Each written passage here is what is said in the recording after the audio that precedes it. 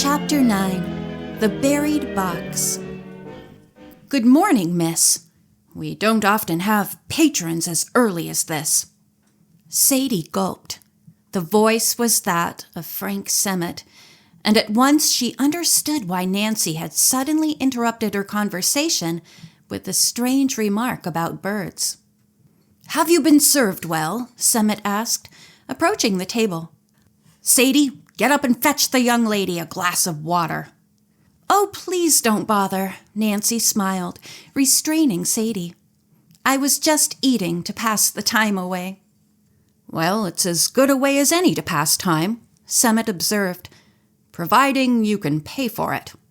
And also, if you don't care about how fat you get either. He laughed at his dull joke, and with an appraising glance at the pretty girl in her modish frock, Semmit pulled a chair from an adjoining table and prepared to monopolize the conversation.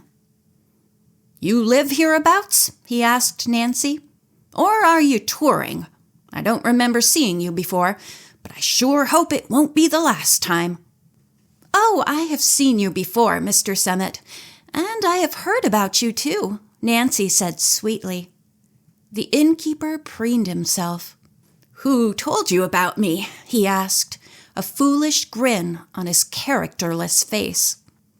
Why, I was here last night, don't you recall? Nancy smiled. I arranged the little dinner party up in the tower room. Suffering cats! Exclaimed Semmit. But hold on, you didn't spend the night here, did you? No, I came back this morning with my father, whom Mr. Sidney wished to consult. Oh, are you Dr. Crosby's daughter? Semmit asked. I knew he had quite a young lady in his family, but I didn't dream she'd be so good to look at. Doc Crosby, begging your pardon, isn't any too handsome himself. I don't know Dr. Crosby, Nancy said. My father is Carson Drew. Frank Semmit's face turned a shade paler, and he swallowed heavily 2 or 3 times.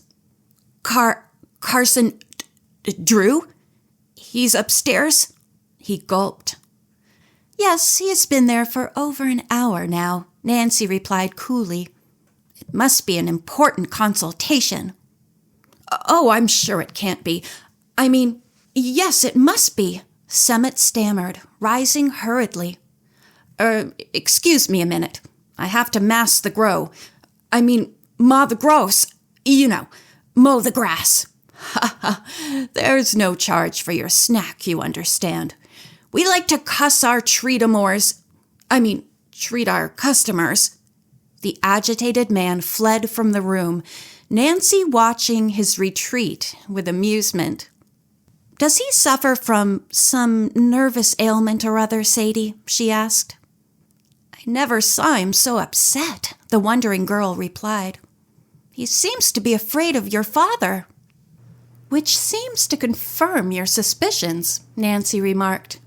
I think I shall keep an eye on Mr. Semmit. Oh dear, if only I knew who my rightful parents were. Sadie sighed.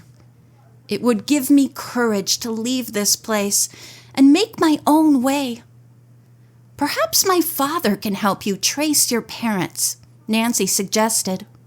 There must be a record of your birth somewhere.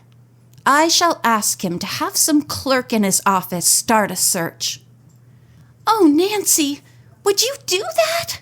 Sadie exclaimed, clasping her hands as her eyes filled with grateful tears. I know I will never be able to pay you back, or to pay your father all at once, but I shall work and save and pay him his fee a little at a time. Nonsense, scoffed Nancy. Dad has plenty of money and a heart of gold. He wouldn't charge you a cent. If only you could realize what it means not to know who you are, Sadie sighed.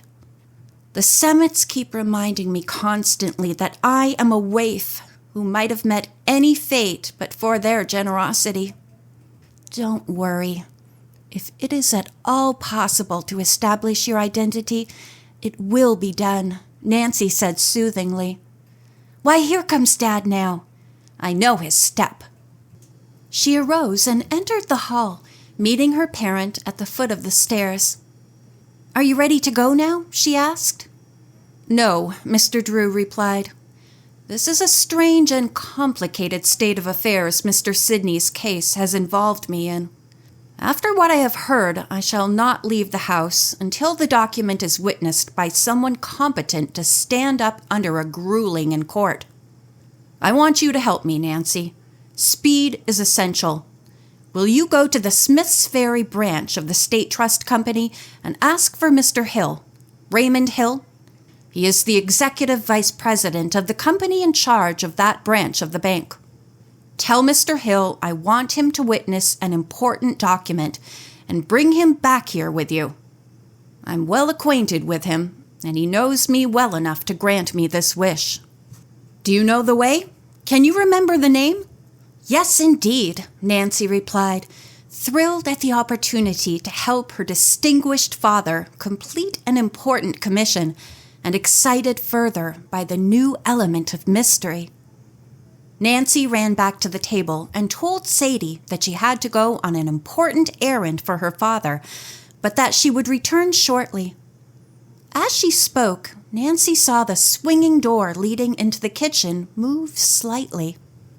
"I think I'll go out this way. It's shorter," she said, skipping across to the door and suddenly pushing it ajar. As she had expected, the portal did not open far, and there was a muttered exclamation from behind it. "Oh, I'm sorry. Did I hit somebody?" Nancy asked, and then Mrs. Semmit was revealed, looking rather dazed and rubbing her ear. "No, not at all," Mrs. Semmit said. She wheeled about, darted through the kitchen, and vanished into the garden. Nancy was at her heels, but Mr. Drew's voice called her back. "You were a little too fast for me," he smiled. "I just wanted to tell you that Peter Boonton and Jacob Sidney are due here this morning. We want the will signed and witnessed before they arrive. That is the reason for the speed." Sadie listened with awe to the famous man, wishing in her heart that when the identity of her father was learned, it would reveal him as a person to be proud of too, although she feared that anyone who would abandon his daughter must be a scoundrel. Nancy nodded her understanding to Mr. Drew and left the house. She saw Semmit violently cranking his automobile, the battery of which had evidently been allowed to run down through carelessness, because the car was a new one of fairly expensive make. Mrs. Semmit was beside him, talking and gesticulating violently. "Speed is necessary in my errand," Nancy thought to herself. "On the other hand, I may never again have an opportunity like this one to look at that buried box." She located the shed she had seen from the tower window and sped toward it. It was no task at all to roll the logs in the improvised woodpile and to uncover what Semmit had concealed there. The box was heavy, but anxiety gave Nancy added strength. She saw at a glance that a yellowed sheet of paper pasted on the lid bore the inscription, "Private Property of Asa Sidney." End of Chapter 9.